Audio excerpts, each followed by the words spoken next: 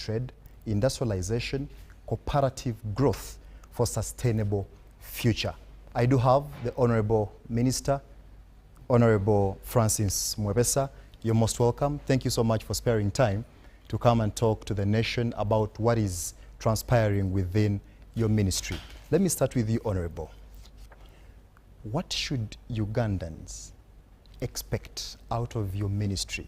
When Ugandans hear about the Ministry of Trade, Industry and Cooperatives, what should come into their mind? We expect our public of Uganda to expect our job, which is the pivotal role in driving Uganda's socio-economic transformation through trade facilitation, industrial development, and cooperative strengthening. And what are, Honorable, your major focuses? What are you focusing on as a ministry? On doing what I've just said above, we identify and opening markets for Uganda products in both regional and international markets, building sustaining competitive business environment, ensuring that cooperatives are registered and governed smoothly alongside their private sector institutions. Development of enterprise sector, which is dominated by micro, medium, small enterprises. Over years, the ministry has made significant strides in promoting export, growth, value addition, and regional integration. Okay.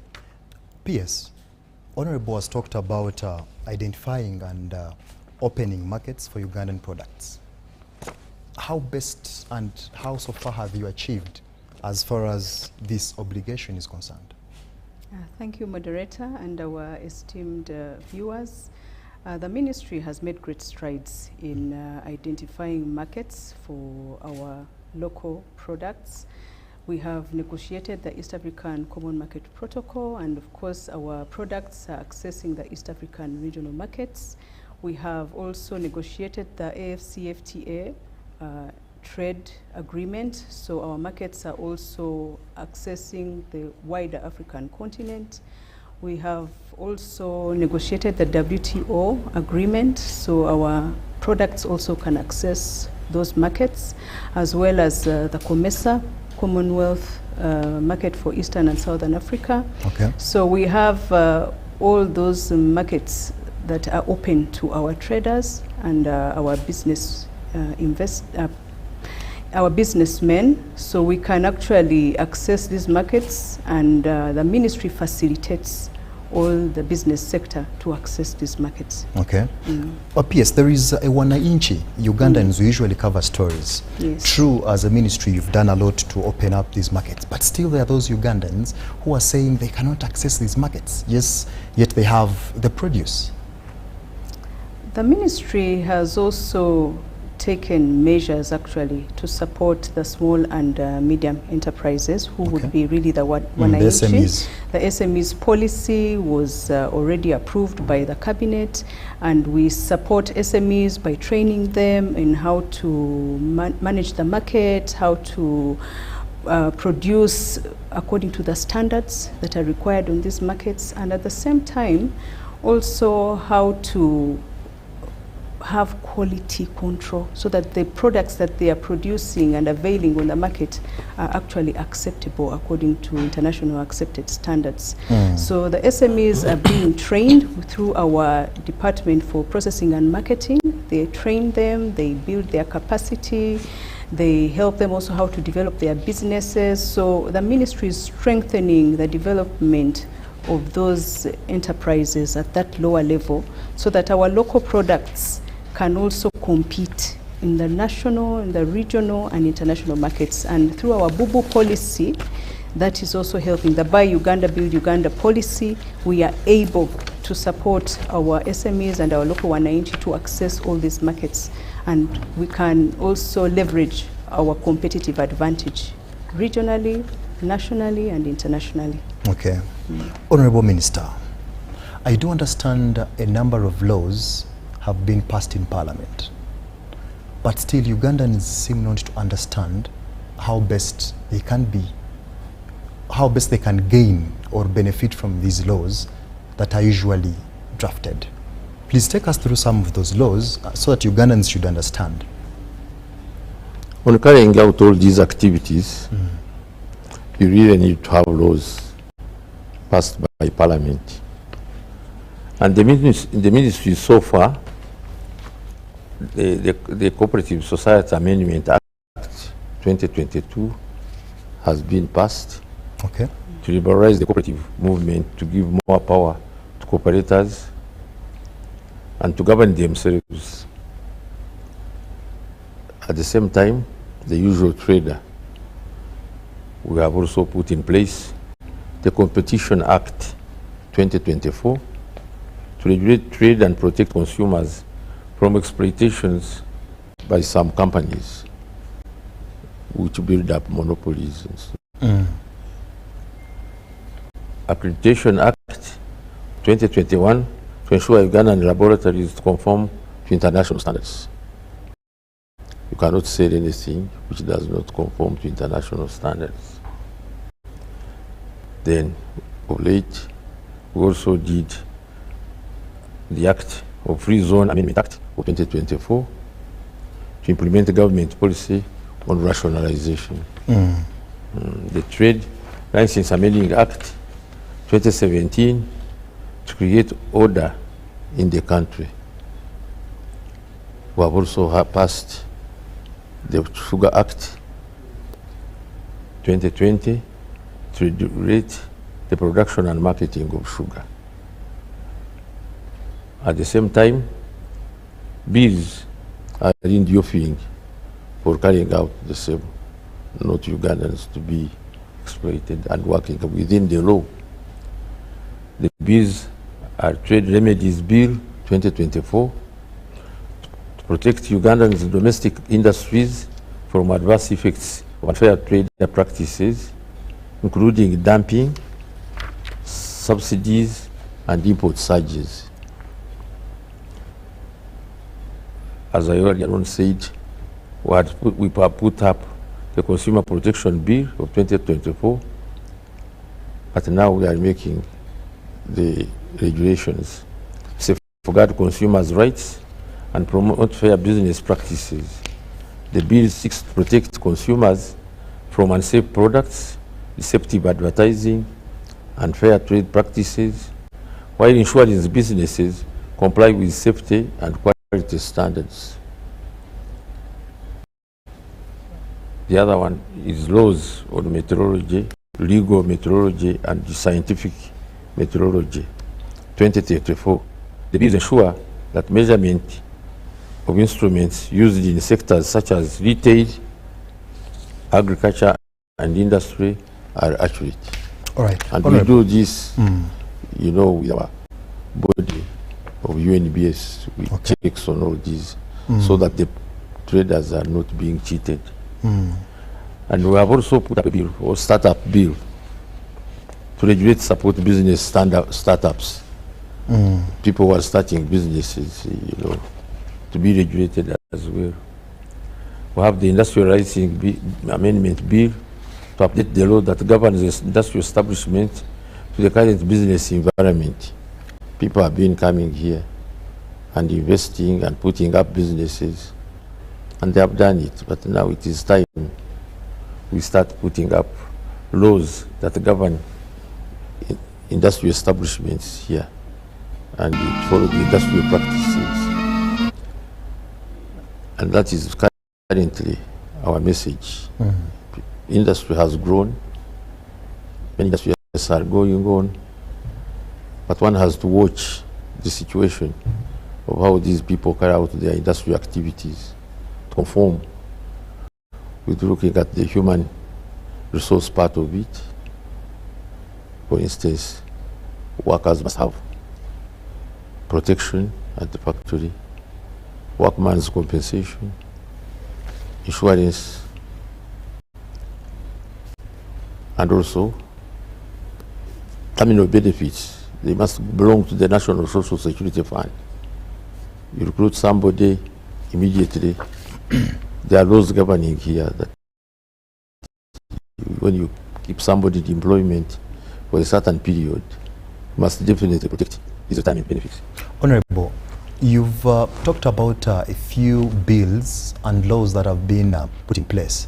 As a ministry, you've talked about workers' compensation, insurance, benefits, workers to belong to NSSF. As a ministry, have you tried to follow up? Because we have workers who are still complaining. So these laws are put in place, but are they really being followed to the dot? Exactly what you are saying. You know, with the rapid industrialization,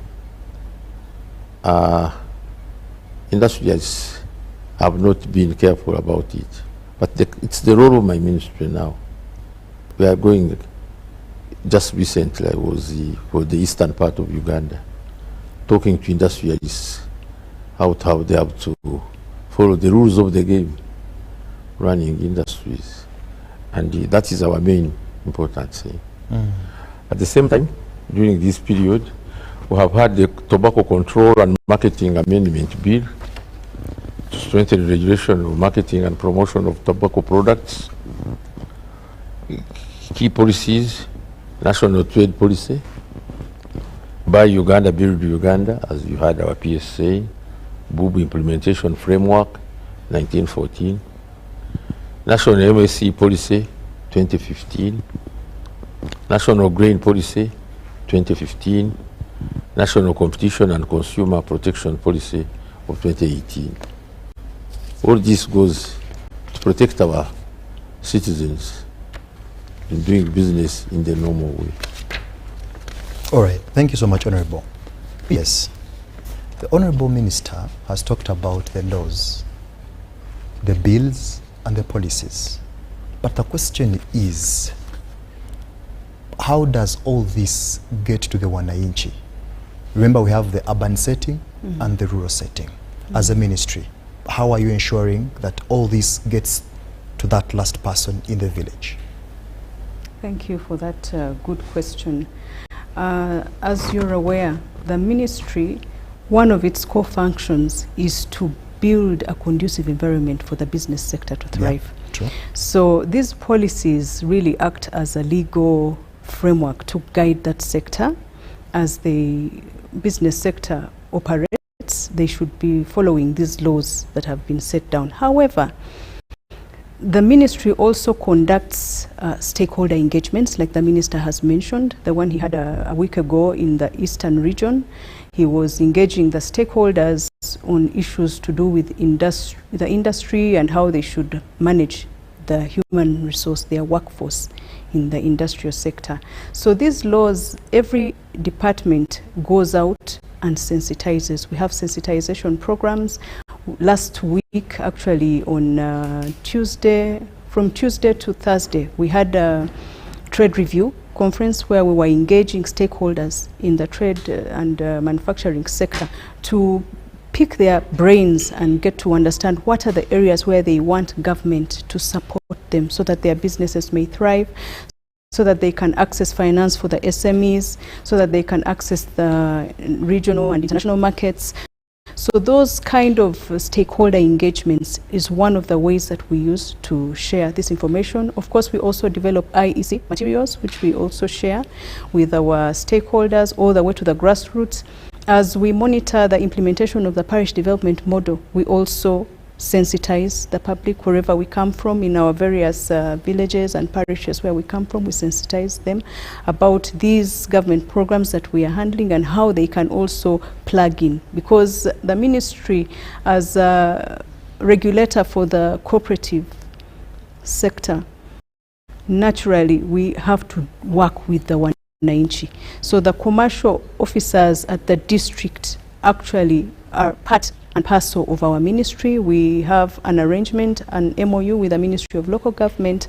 So those are our foot soldiers, I would say, on the ground, who really pass forth all our messages, all our correspondences, all our communication at those local levels, and we keep getting feedback from them. We get weekly reports actually from those commercial officers on what they are doing in trade, in industry, and in cooperatives and PDM implementation. So we have, I would say, we've kind of piggybacked on the local government structure to improve on our communication to our citizens at the grassroots.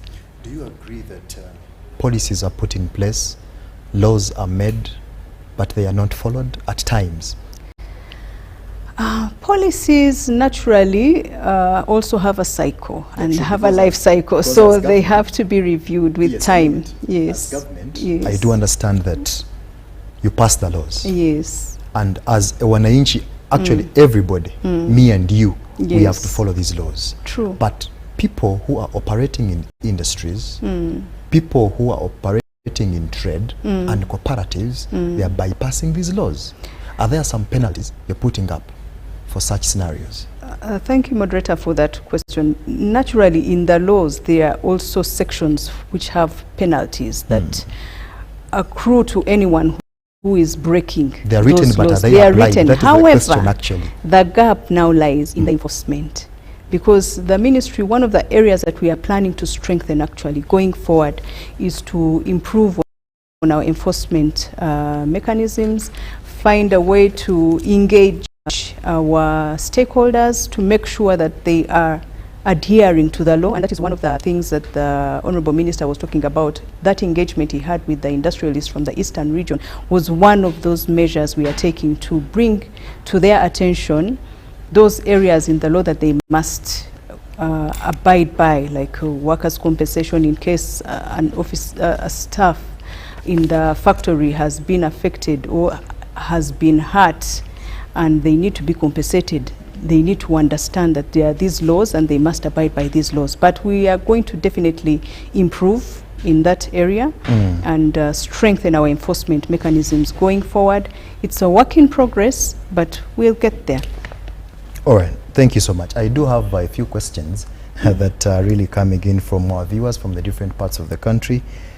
Someone, Ofono Matinusi from Tororo district, is asking, thanks so much hosting our beloved minister. My question is, why is it that the Ugandan products are expensive, like salt, soap, and so on, than for nearby countries like Kenya? Honorable Minister, that question is yours.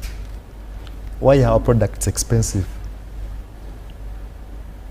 You see, a manufacturer is a very looks at the market, what he's doing. I would think our policy is to reduce much of cost of doing business. And that is why some taxes are favored with the manufacturers. And I wouldn't say that our prices of local made goods are high. The only thing which makes them high, of course, is taxation. But the government makes taxes also in consideration, so that they don't exploit the public. But I wouldn't think our local manufactured goods have got extraordinary prices. The government ensures that manufacturers are given privileges in terms of taxation and so on, so that the cost of business is kept as minimum as possible, the market to be able to absorb the goods that are manufactured here. I wouldn't think the statement of saying that our manufactured goods in Uganda, again, you have to be very careful, because some of these goods, especially, which are common to the population, are commodities. And commodities worldwide, the prices are controlled somewhere. For instance, the price of sugar. You cannot jump up on one day and you exploit the people here. Because the following day, we know we have got common market.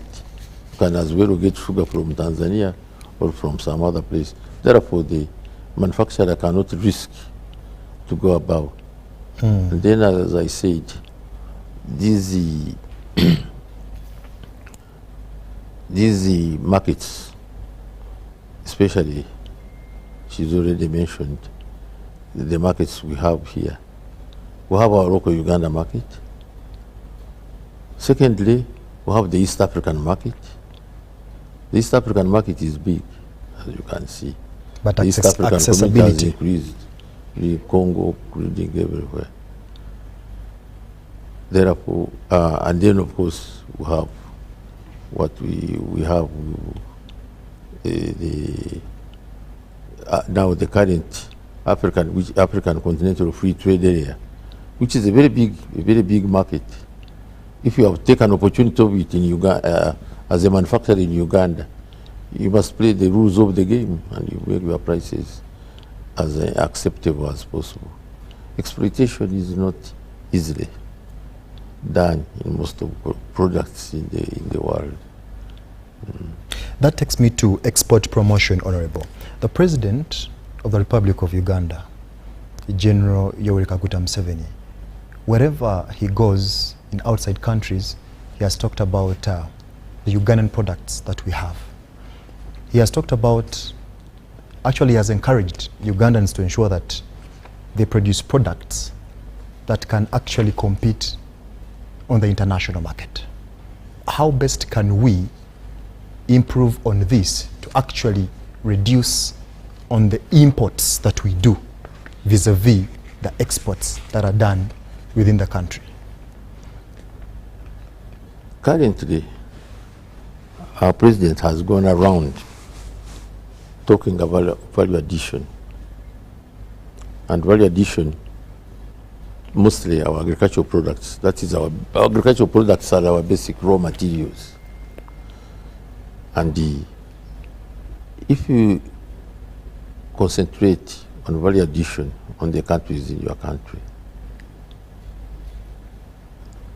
it's the right direction. One, your products will be competitive, and you get a higher price, of course, compared as if you kept the goods without any value addition of selling raw materials, as he's always talking about. You know, you send coffee here costs about $2, $3, but in the end, when you go to drink a cup of coffee, it is about $30. You know, when you go to these cafes and you see how much they charge you for a cup of coffee. But if it is value added here, first of all, you will get a fair price. At the same time, you also have a competitive price and a better price rather than the $2 you would get out of a coffee here. You would be getting a high amount of money in the international market. What is that one thing, Honorable, that Ugandans need to understand? What is that one thing that a Ugandan is missing to add value to the products they are dealing in? Because we're talking about value addition, but people are just doing things the way that they think. As a ministry, have you guided them on what to do? No, we are taking this very in serious consideration. We are saying that what we call medium and small enterprises, let's say Uganda, be rest assured shortly, especially with the presidency initiative of these industrial parks in different districts. In those industrial parks, our people are being taught, especially the youngsters and people who come from school and so on, are being taught to add value on our products. It helps them as well, that when they get out, they will not cry for employment elsewhere, because they will find employment on what they are learning there to be able to do it in the market and enter either as traders or as manufacturers, provided we give them facilities. As in Uganda here we have Uganda National Research Institute. That institute can manufacture a lot and efficient machinery which is required for value addition. And the government, we are trying to put much more emphasis on such a institute so that the people who have come up from those industrial parks and have learned skills of adding value, as I said, throughout the country, the president has made several of them. Anybody can procure a machine which is locally made. And at the end of the day, you'll find that Uganda is industrialized in a way. It's another way of saying that we are going into an industrial revolution. It is a idea of His Excellency is quite in line with what is happening. Making machines. Sometime back, we would have to buy a machine from China to do this and this, but let the machine be made here. And let the person who has been in the presidential the skilling hub has learned how to apply it. He can get his own machine. And everybody behind his backyard, you'll find in every place, people, not only in Katwe or somewhere, where they were making these coffee mahalas and so on, efficient machinery to be given to our upcoming young industry. And that is how to look at it as the current industry of Uganda. Ladies and gentlemen, this is the front bench. You're still live on UBC TV. Keep your questions coming in. You can be part of this conversation using the hashtag UBC front bench. But of course, keep your questions coming in on 0709602592. I still do have the Honorable Minister, Francis Mwebesa, and the Permanent Secretary, Lynette Bagonza. For now, let's take a very short commercial break. We return with more insights. This is the front bench. Welcome, traveler, to the adventure of a lifetime. Rare, beautiful, and precious. Embrace the unique, unforgettable, and extraordinary. Come and explore Uganda, the pearl of Africa.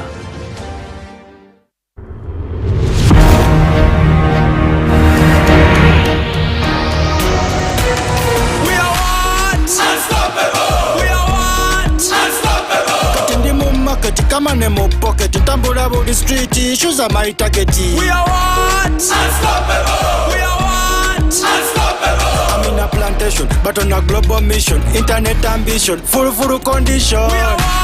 Unstoppable. We are what? Unstoppable. All cash is gone. Netagayo kaloni. Nigga mukafoni. Money in the zone. We are what? Unstoppable. We are what? Unstoppable. We are good. With MTN. We are what? Unstoppable. With you and MTN together, our ambition is unstoppable. We are what? Unstoppable.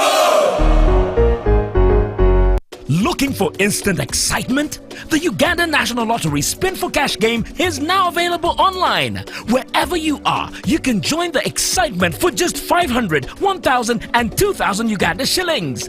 Don't miss out. Register now on www.nationallottery.go.ug for a chance to win your share of 2 billion instantly. What are you waiting for? Play Spin for Cash now, anytime, anywhere. Ituba is the proud operator of the Uganda National Lottery. Uganda National Lottery. Dream, play, win. Participants must be 18 years or older. Play responsibly. The Uganda National Lottery is operated by Ituba Uganda and regulated by the National Lotteries and Gaming Regulatory Board. This is the front bench. This is the front bench, ladies and gentlemen. Thank you so much for keeping it UBC TV. I do have the Ministry of Trade, Industry and Cooperatives, and I do have the Honorable Minister Francis Mwebesa and the Permanent Secretary Lynette Bagonza. Honorable Minister, let's talk about export promotion. I asked you earlier, how best can we increase on what we export than what we import in Uganda? Uganda, we are trying to increase our exports vis-a-vis to have our balance of payments correct. Uganda exports, merchandise exports grew by 13.9% from US dollars 633.87 million dollars in December 23 to 721.93 million in December 2024. The increase is largely attributed to higher export earnings from coffee, mineral exports, simsim, fish and its product, among others. We care much about to increase our export earnings. And of course, this is always done with what also we import to know your net earnings at the end of the day. The import bill grew by 17.8% from 893 US dollars 0.37 million in December 2023 to USA dollars 1,052.7 million in December 2024. You can see. So the trade deficit, the annual merchandise trade deficit with the rest of the world increased by 27.2% from USA dollars 259.50 million in December 2023 to $33.14 million in December. You can see the situation is changing in the favor of Uganda. In the favor of Uganda. Yeah. Thank you. PS, the Honorable Minister has talked about what we have achieved as far as the products that Ugandans have to probably benchmark on to see how best we can increase on our exports. I want us to put in line with exports, imports, and what we have to achieve as Uganda, that is bubu. How best can we align all this to ensure that we achieve that mandate of buy Uganda, build Uganda? But of course, putting in mind that there are things we cannot manufacture in Uganda and we have to export them. Thank you, Moderator. As the Ministry, of course, there are many initiatives that we are looking at to help support, improve on our exports. One of them would be to strengthen the domestic supply, domestic service chain, I would say, so that these local products that are being made are of the right quality, of the right standards, and also quantities, because yes, we have access to these markets, but are we able to sustain the markets? Because we may come up with, we have, of course, these agreements that we have signed with all these international organizations, but are we having the right quotas to supply those markets? Because we may have the product. At the trade review conference we had last week, we were sharing about this challenge, that yes, there was an investor who came looking for, I think, 2,000 goats, I think, from Uganda, 2,000 goats or sheep, I think sheep. But we didn't have enough sheep for them to export. The only farmer they found had about 500 a country, but the ones that met their quality. Quality, oh, okay. The point is quality. Only 500 from one particular farmer who was, I think, in Gomba, in some place in Gomba. So they failed to get the quota. We failed to meet the quota. So the challenge for us actually is how are we going to support these SMEs to come improve up, on the quality, yes, actually. Improve on not only the quality but even the quantity. Because yes, you may have the market. We have the East African common market. Does our economy permit? But yes, I think anybody, so long as you have the right product, you can access those markets. The only thing is, are you able to sustain? Because they'll give you a quota which you cannot sustain. You may be able to meet that quota this month. What about next month? Will you have the extra 2,000 sheep for next month if you've sold all your 500 sheep this month? So the challenge we have now is to encourage these our local producers to really not only manufacture or add value, but also look at the quantities. And if we are building collaborations and partnerships, then we can be able, under the cooperative societies, under these circles, you can be able to bring a community of farmers and you can actually meet the quota if we are working collaboratively. So that's what we want to encourage them to collaborate, build synergies, collaborate, and not only look at individuals, but work as a conglomerate, as a group. There they will actually be able to export a lot as a country, and they can be able to meet the quotas for these markets. Before I cross to Honorable Minister, PS, you've talked about quality, standards, and quantity. This is something that has affected very many Ugandans when it comes to production. What are you doing as the ministry? Because Ugandans are crying out there, by the way. The ministry, and this is something we've been talking about again and again. The ministry under the Uganda National Bureau of Standards has already come up with the standards that really all our local producers should adhere to. So our work is really to sensitize. We should sensitize, so that all our producers are aware, all our local producers and local manufacturers are aware what the standards are required on those markets, the regional markets, international markets, even locally, really. Are we producing what is suitable for human consumption, even on the local market? So the UNBS comes up with those standards, and we have all those standards, really. Yes. Because we're encouraging people to start with the little they have, yes, but then that takes us back to sustainability. True. Yeah, that is the point. So Ugandans need to be guided on how to do things, so that when the investor comes back again, yes, looking for the 2,000 sheep, maybe one Jethro Kasaigi should be in position to have all this. All of them, true. Yes. Very true. And under this parish development model, if we can actually organize these farmers, they can actually produce in bulk. They can produce in bulk for the markets. But we, as a ministry, we must take a deliberate effort to sensitize, to encourage, to advise. It should be a continuous program that's non-stop. And that's what we plan to do in the forthcoming financial year. Okay. If I may say, yes, please.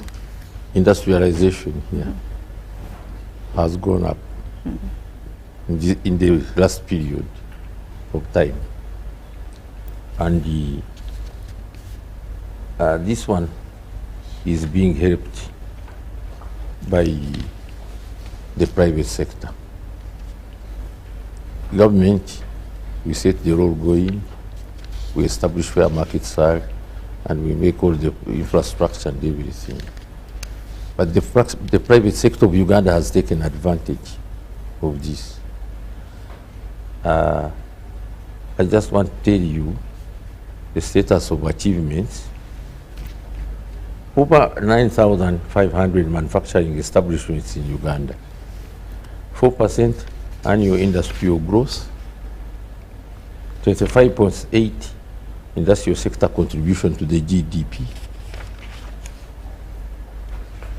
7.1 share of labor force employed in the industrial sector, considering the overall employment in Uganda. The industrial sector is contributing 15.7 we are having on manufacturing value added as a proportion of GDP. So you can see industrial development is going on. And at the ministry, we are considering a lot in developing our private sector people so that they can also be able to help themselves if the government has done enough infrastructure, opened up our markets and for them in other parts of the world. We are trying to put them in an organized matter. We are trying to strengthen the Chamber of Commerce and Industry shortly, so that like in other part of the world where the chambers are very strong, and this will facilitate Ugandans as we government go and find markets and negotiate. We sign these things. You see, we sign. The government of Uganda signs to do this with this country. The private sector will have their own way of getting there by facilitating themselves, talking with other private sector on the other part of the world. Honorable, the private sector that you're talking about, the government must have given a lot of liberty to private sector that at times they surpass probably the set targets.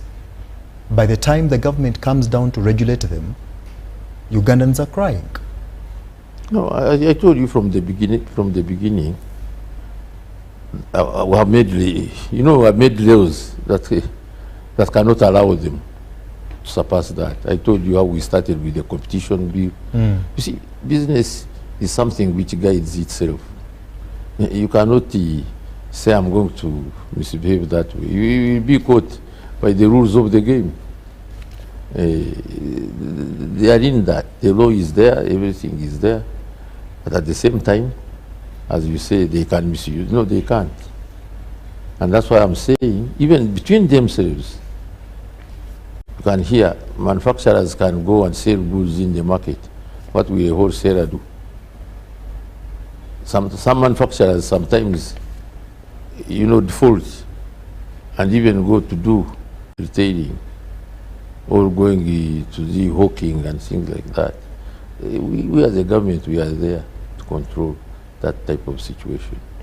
Honorable, you've talked about the 9,500 manufacturing establishments so far that is in Uganda. Yeah. True, I agree, these developments have been put in place. But what happens to the mechanization? Industries, factories are put in place, but when it comes to machinery, the equipment, once there are mechanical damages, this is something Ugandans even forget about. The government starts a project, but once the machines go down, now repairing them is another story. What is government doing to ensure that this can be worked on to ensure that steadfast production? As I said, that is not the role of government. This is the role of the private sector. But this is something you've put up for people as government. What I'm saying? Yes. It is the private sector which puts up industries. For government, we give them, as I said, we can ease on them on tax, we can ease on them on many other incentives, as we call them. But as regards the machinery and everything, it is the private sector person who has got to buy a machine that is, production efficient and cost effective, and be able to be in the market. Yes. Did I get the Honorable Minister well about that issue he's talking about? Moderator, I think yes, to some extent, yes, that the industry really regulates itself. We operate a liberal market, so you expect the players to act fairly. However, I would think you were alluding to the Rural Industrial Development Program. Yes. Which was conducted by government, and they were giving these our local industrialists equipment, which after some time, of course, through wear and tear, they have ceased to be functional. But that notwithstanding, the ministry is engaging Ministry of Finance. We are actually in the process of concluding our negotiations with the Development Committee of Finance to approve the Rural Industrial Development Program 2, Phase 2. So Phase 2 would actually enable us, like the Minister said, interact or collaborate with Uganda Industrial Research Institute to actually produce equipment, which we could actually give to our local light manufacturers, as well as repair that old equipment that seems to be lying idle in the district. So that is work in progress, and the ministry is at almost clearing the feasibility studies to have that project approved by finance. That all going well, we believe that Phase 2 will also be funded, and we'll be able to correct those problems that we are facing at the moment. That's encouraging. That's encouraging. Yes. It would be unfair. Yes, please. We have been talking industry and industry. Yes. But what matters now in Uganda is medium and small medium enterprises. Actually, that is where my next question is. I was thinking, let's not run out of time before we talk much about Yeah, please. Actually, I was going to ask you about... SMEs are at the heart of Uganda's industrial development. You may have heard of our NDP4, the National Development Plan 4. Yes. That is where our focus is, on small and medium enterprises. And what we are thinking of helping them is access to finance, expanding access to finance through SACCOs, microfinance institutions, SMB-focused lending programs at UDB and the national banks. Business development services for SMEs, providing training, mentoring, and market information to help SMEs improve their business practices, improve their process and product quality, and access new markets. Value chain integration, facilitation the integration of SMEs into larger value chains, enabling them to benefit from economies of scale and access to export markets. Technology transfer, supporting SMEs communities to adapt to new technologies and improve their productivity through rural industrial development. Okay, this goes together with Buy Uganda, Build Uganda. But then coming back, at the ministry, we want Uganda's economy to be private sector, cooperative, business driven. You can see economies in Europe, like Sweden, Denmark, Netherlands, the cooperatives are the basis of the development of those countries. And here, it is the same thing. We want to emphasize very much of developing our cooperative movement. And this development of our cooperative movements, as far as I said, they need finance. That's why you have these circles. That's why you see government put on a yoga. And at a larger scale, with the government policy of PDM, parish development model, a society, as I said, this parish development model is based on the cooperative movement. There are circles actually. Circles are the cooperative movements. As you may have, as you know, all these circles of the PDM were registered by our ministry under the cooperative movement. So the cooperative movement is going to be a big backbone of this country's growth. We have a lot at the ministry. As I said, circles are for financing them.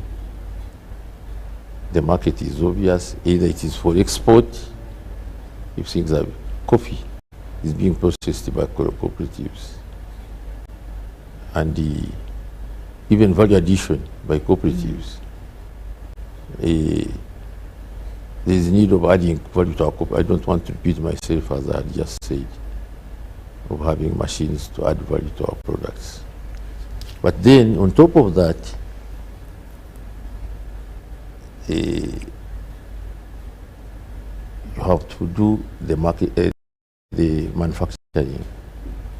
It is starting on a small scale, but even if you wanted to go on a bigger scale, the cooperatives can go into a consortium of one area, let's say, Soga Cooperative Union, Bugisu with their famous coffee.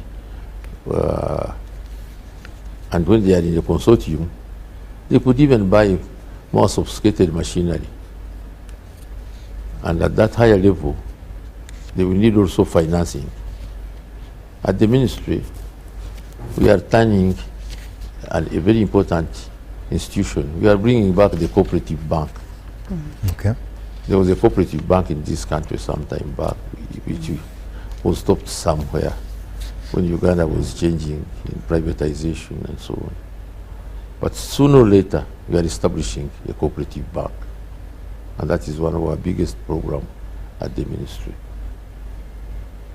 It is very important. And the cooperatives have got money.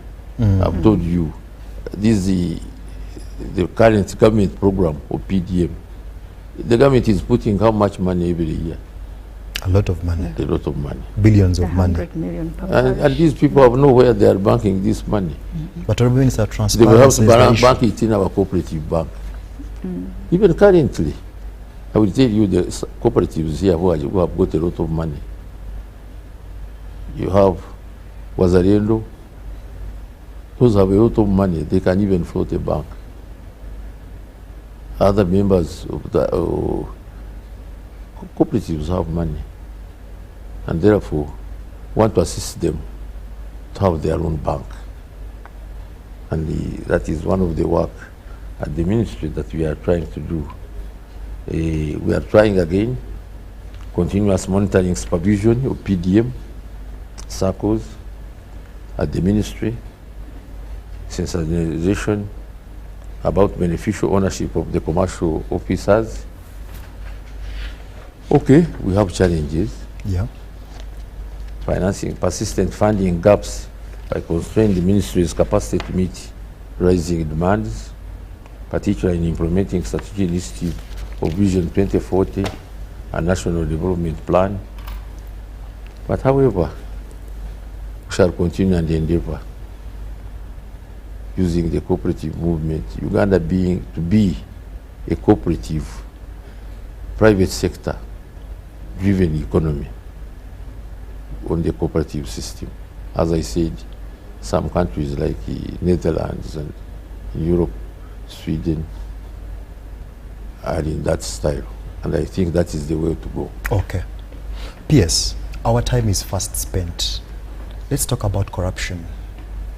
Currently, this is cancer that we are fighting globally.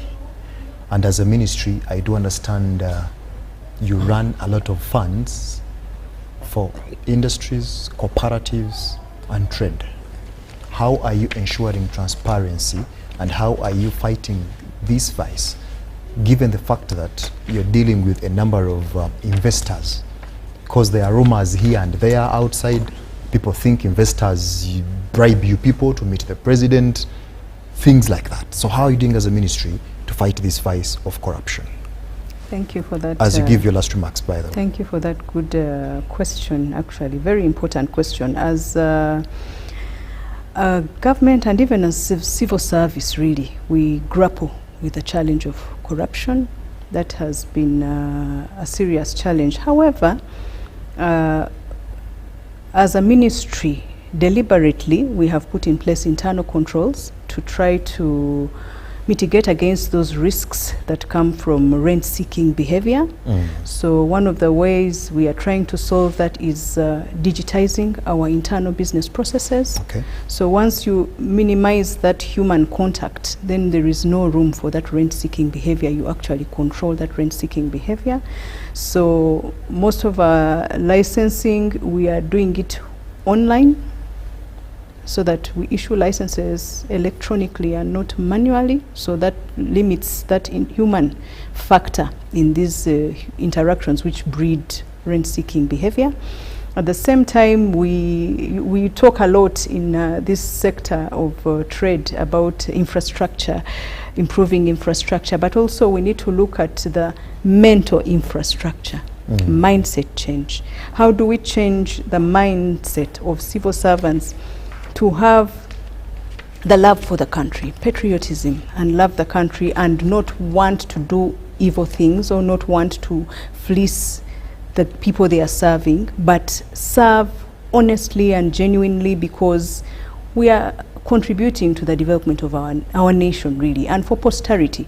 The generations after us will judge us, whether we really set in place the right structures to control this kind of rent-seeking behavior, or we abated it. So the key priority for us as a ministry really is to digitize our processes, eliminate human-to-human relations, so that we cut out any kind of, would I say, attraction to corrupt tendencies. Then also we have put in place, strengthened our internal mechanisms. Internal audit clears most of our, would I say, financial claims. We also consult the Solicitor General for a legal opinion, especially on issues where we see it could border on arbitration if you haven't acted. So we are building synergies, I would say, with all government agencies to make sure that we work together collaboratively to serve our people, but also to weed out those negative tendencies that have bedeviled our civil service. Okay. Hope there are no bypasses there. Because remember, as you put strategies, there are also those people who are thinking to see how they can bypass the mechanisms put in place. We pray that they will not bypass those mechanisms as we digitize. Of course, naturally, there will be loopholes, but we pray that we bridge those loopholes and we move forward and provide a better service and the right service to our people. Thank you so much. Honorable Minister, your last remarks to the Ugandans who are watching you right now. When we started this conversation, you wanted to know what we are doing at the ministry for the good of Ugandans and our nation. And we have told you how, we have told the public how we are intending to do so. And all the laws and everything that is being put in place is development, industrial development, increase of employment for our people. And being in the lead in the international trade as whatever capacity we have to be, I would think we have the potential and we shall carry out our mandate of 1, industrial development, proper commercial practices, youth, proper industrial practices, and lastly, what we've just been talking about, employment of our people. So at the ministry, our aim is to keep on giving more to our people on those lines of what our mandate is, as I stated from the beginning.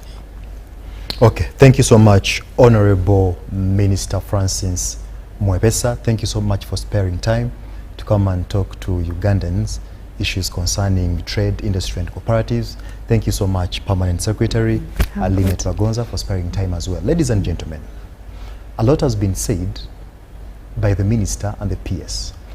And by the way, these are the two people who run the ministry. Whatever happens within the ministry when it comes to planning, what do they have for us as Ugandans? How best can we benefit from their ministry? These are the people who are answerable. So you as a Ugandan, what you have to do is to demand, seek, and see how best you can be guided to achieve from the policies, from the laws that are made to govern what you do. This has been the Front Bench. Thank you so much for keeping it UBC TV. Until next time, from me and the entire team, it's a good night. Thank you so much, Honorable. Oh, Uganda, may God uphold